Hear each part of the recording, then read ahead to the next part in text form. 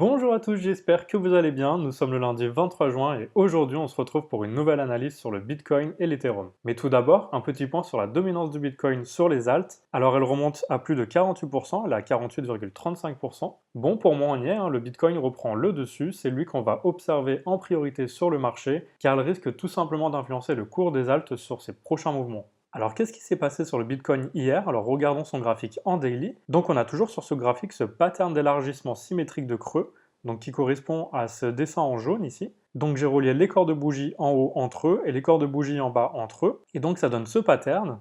J'avais donc signalé la cassure sur mon Twitter avec un objectif aux alentours des 27 500 $. Bon, on a été rejeté violemment sur les 28 800 $, et finalement le prix a réintégré ce pattern. Alors maintenant la question qu'on doit se poser c'est est-ce que c'est bon? Est-ce qu'on a enfin réintégré ce pattern pour de bon? Est-ce qu'on a rebondi pour aller chercher le haut du pattern? Ou est-ce qu'on est juste dans un piège en fait, qu'on va chercher à consolider ici avant de finalement casser le support par le bas pour piéger tous les longs qui viseraient cette résistance ici. Alors bon, personne n'est voyant, hein, mais on a des indices à surveiller sur le graphique. Alors tout d'abord, on a ce plat ici, regardez, on a la Tenkan et la Kijun qui forment un plat. Donc c'est aux alentours des 35 000 $. Et pour moi, ça semble être un bon objectif à viser, hein, sachant qu'on a fait une bougie de retournement donc sur ce support. Maintenant, on va chercher ce niveau-là qui sont des résistances. Comme vous le savez, on revient très souvent tester les plats Tenkan. Donc par exemple, c'était le cas ici, on est revenu chercher la Tenkan ici. Ensuite, on est revenu la chercher ici. Vous voyez, à chaque fois qu'il y a un plat Tenkan, en général, on revient la chercher. Donc c'est pas toujours, hein. Par exemple, ici, on n'y était pas vraiment au point près, mais en général, le marché aime bien revenir tester ce prix parce que c'est un support ou une résistance. À partir du moment où il est en dessous, c'est une résistance. Donc ici, on devrait revenir chercher cette résistance. Donc pour moi, on aura très bientôt, à mon avis, un retest de cette résistance dans la mesure où on vient de casser en fait cette figure par le haut. Et donc là, la target justement nous donne à ce niveau-là. Et donc après, soit on aura un rejet pour venir chercher le bas de ce pattern, ou soit on aura une cassure franche ici, une bougie verte, qui viendra casser tous ces niveaux-là, et qui nous enverra cette fois vers le haut. Alors par expérience, et ça n'engage que moi bien sûr, hein, il y a plus de chances qu'on reste sur cette partie basse de ce range pendant un petit moment encore. Déjà car la Chikou Span ici bloque tout simplement sur cette résistance, et donc elle ne permet pas de valider pour l'instant un retour haussier. Tant qu'on ne retourne pas au-dessus des prix, et même au-dessus de la Tenkan, ça va être compliqué de voir un futur ici pour le Bitcoin. Mais également car tout simplement ces prix ici font résistance, hein, ces courbes, et ça correspond également à d'anciens creux. Donc on peut voir qu'ici on avait fait un plus bas ici, ensuite on avait fait un deuxième bottom ici, et là on avait encore un troisième ici. Donc on voit en fait que ce niveau-là est très important, hein, et qui va être très difficile à casser dans la mesure où on a eu plusieurs tests que ça tenait et finalement ça a cédé. Donc comme on sait en trading, tout support devient résistance à partir du moment où le prix passe en dessous de ce support. Donc mon scénario privilégié, c'est un retour sur la Tenkan et la Kijun aux alentours des 35 000 $, puis un rejet ici, donc ça peut être un peu plus haut, hein, ça peut être aux alentours des 37 000 $, ça peut très bien passer momentanément ici, puis être rejeté ici. Vous voyez qu'il y a encore un plat Kijun important, et que ça correspond également à ces niveaux-là. Enfin, vous voyez toute cette zone ici, elle va être très difficile à repasser. Et donc voilà un rejet ici pour revenir chercher le support ici, et là il faudra impérativement rebondir pour venir tester l'intérieur de ce nuage et venir chercher le haut ici. Donc voilà, pour moi de toute façon, tant qu'on ne casse pas ici ce niveau par la Chikou Span et qu'on ne casse pas la Kijun et la Tenkan ici, eh bien on est dans une zone neutre, et pour l'instant rien n'est gagné, aussi bien pour les bulles que pour les bears. On a toujours ce danger ici de casser le support. Alors si on regarde maintenant sur le graphique H4, on a donc cette longue descente ici, hein, qui est contenue dans un biseau descendant. Le prix n'a eu de cesse que de rebondir en fait sur ce support ici, et sur cette résistance. Et finalement, je pensais qu'on l'avait cassé par le bas, j'étais assez surpris d'ailleurs, car en général, c'est plutôt une figure qu'on casse par le haut. Donc on l'avait cassé, donc pourquoi pas, hein, même si c'était pas validé ici sur le H4, j'avais quand même dit qu'on avait potentiellement cassé cette figure, et que donc c'était à surveiller avec ma target aux alentours des 27 000 $. Mais pour rien vous cacher, personnellement, malgré que j'avais annoncé plutôt une cassure par le bas par rapport à la cassure du support, hein, qu'on avait eu, eh bien je m'attendais plutôt à une cassure par le haut, en fait, tout simplement. Enfin, pour moi, c'est les probabilités parlent d'elles-mêmes, et il y avait beaucoup plus de probabilités que ça casse par le haut. Pour moi, à partir du moment où on a un biseau en fait qui descend vers le bas, eh bien à un moment on va forcément le recasser à la hausse, tout simplement pour aller chercher une nouvelle résistance. Et c'est pour ça que moi je pense qu'on va vraiment le casser par le haut, là pour moi c'est cassé, hein, et on va aller chercher une nouvelle résistance. Donc pour ça, il suffit de prendre en fait la hauteur du biseau ici, donc on prend la hauteur, qu'on reporte à l'endroit de cassure. Et donc, on devrait avoir un retest du niveau des 36 300 $, 36 200 aux alentours de ce prix-là. Alors le problème, c'est toujours le même, hein, c'est que la Chikuspan ne valide pas en fait ce mouvement, pour l'instant, ce mouvement haussier. Donc on attend en fait que la Chikuspan rentre, pénètre ce biseau, afin qu'on puisse ici naviguer assez tranquillement hein, vers le haut du nuage.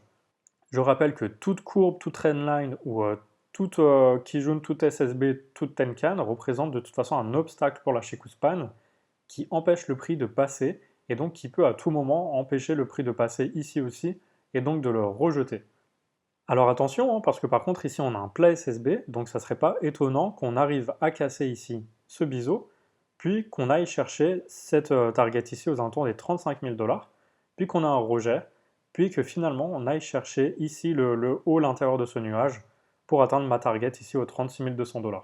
Et alors vous voyez comme l'analyse est très pertinente d'une unité de temps à l'autre, si on trace une droite, on prend une droite de tendance, et qu'on la met sur ce niveau ici de SSB, et qu'on passe maintenant en daily, eh bien ça correspond au plat Kijun Tenkan ici, aux 35 000 $. Donc c'est vraiment le même niveau, donc c'est vraiment une double target, hein. Pour moi, c'est une target très pertinente. Et bien sûr, le haut ici de ma target de cassure de ce biseau atteint le niveau ici de cette Kijun aux alentours des 36 000 $, 36 200 $.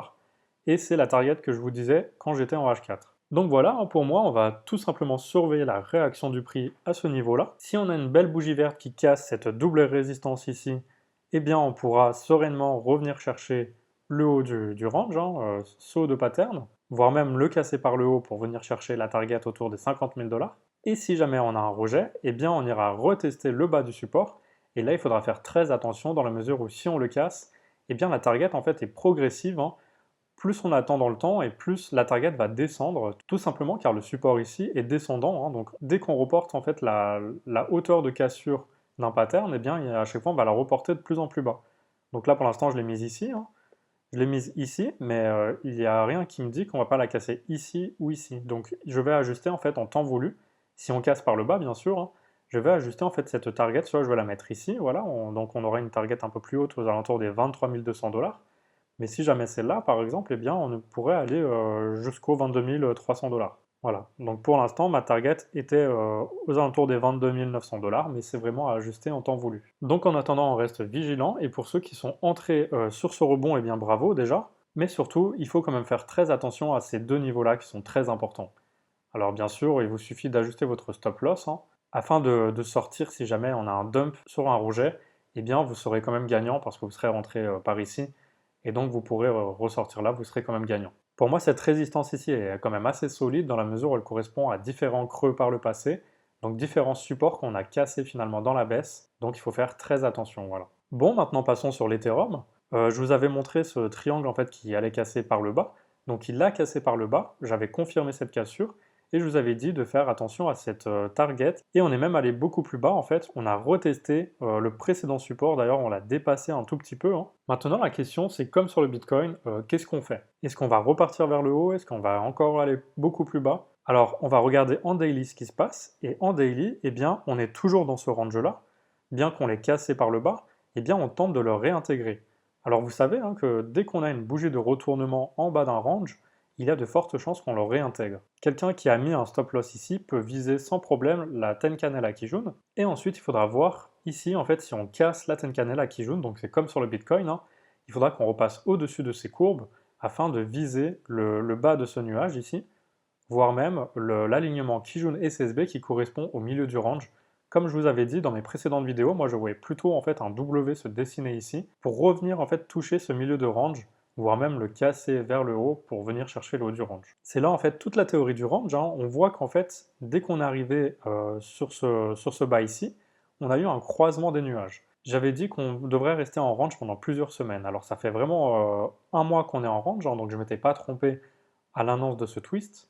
Et j'avais dit donc qu'on allait potentiellement revenir chercher ce niveau, mais qu'on allait sûrement passer déjà par un W, un double bottom ici, pour conforter en fait ce niveau et venir chercher le milieu du range. Vous savez qu'on va du haut du range vers le bas du range, hein, et à chaque fois on évolue dans le range de cette façon, d'une borne à l'autre du range. Alors ici on a fait du haut vers le bas, et maintenant on va faire du bas vers le haut. Je pense qu'en fait cette descente ici n'était pas terminée dans la mesure où on n'était pas allé chercher ce niveau-là qui correspondait au précédent plus bas ici. Donc maintenant c'est fait, on est venu chercher le précédent plus bas, on est à peu près au même niveau, hein. Donc voilà, pour moi maintenant on devrait pouvoir revenir chercher le milieu du range, voire le haut du range. Alors bien sûr, la théorie de venir rechercher le milieu du range, ça sera seulement si on casse ces niveaux-là, hein. Pour l'instant je vise les 2168$, et si on passe ce niveau-là, je viserai les 2297$, mais pas beaucoup plus haut tant qu'on ne casse pas ce niveau. Par contre, une fois qu'on a une belle bougie haussière ici, eh bien je mettrai un stop loss en dessous de la bougie ou en dessous de la bougie précédente, et je viserai ce niveau-là sans aucun problème. Alors bien sûr, on n'est jamais à l'abri de casser ce range par le bas, hein, et dans ce cas, on viendra chercher le précédent support. Et donc pour moi, où est-ce qu'il est le précédent support? Eh bien, on a deux précédents supports. On a le premier ici, aux alentours des 1581$, et un autre qui se situe ici, qui est aux 1407$. Alors, à savoir que ce support-là est beaucoup plus fort, étant donné qu'on avait fait un premier corps de bougie ici, et on avait également fait une résistance ici qui est maintenant devenue un support. Voilà, donc pour moi, au maximum, on devrait aller chercher ce niveau avant un rebond, quoi qu'il arrive. Je vois pas le prix aller beaucoup plus bas, sinon ça serait vraiment qu'on serait dans un gros bear market, hein. Et pour moi, il ne faut vraiment pas qu'on aille beaucoup plus bas, sinon ça va invalider le bull run, sachant que pour l'instant, je pense qu'on est plutôt sur un bull run en deux temps, c'est-à-dire qu'on vient confirmer en fait le support ici, avant de finalement repartir à la hausse et chercher encore des nouveaux plus hauts aux alentours des 10 000, 11 000$. Bon, je crois qu'on a fait le tour pour l'analyse. Alors, une dernière chose, on vient de lancer un concours sur mon compte Twitter avec Thibaut Coussin, qui est l'auteur des livres Comprendre Bitcoin en seulement 2 heures et Comprendre Ethereum en seulement 2 heures. Alors, ce sont deux livres qui expliquent super facilement et dans le détail ce que sont vraiment le Bitcoin et l'Ethereum, comment ils fonctionnent, leur histoire et leur potentiel. Et donc ici, ce concours vous propose de voter pour le prochain sujet de livre de Thibaut Coussin. Donc quelle crypto voulez-vous qu'il aborde dans son prochain livre? Il vous suffit de voter et de commenter en taguant un ami, et ensuite je tirerai au sort lundi deux gagnants parmi les commentaires qui remporteront chacun un livre de leur choix, soit Comprendre Bitcoin en seulement 2 heures, ou soit Comprendre Ethereum en seulement 2 heures. Bonne chance à tous, et en attendant, n'hésitez pas à vous abonner à ma chaîne et à mettre un petit j'aime à cette vidéo pour encourager mes analyses et les différents concours que je vous propose. Vous savez qu'il y a de nombreux concours tous les mois sur ma page Twitter, hein, donc restez à l'affût. Voilà, je reste disponible sur les réseaux si vous avez la moindre question. Sur ce, je vous souhaite une très belle journée, je vous dis à très bientôt.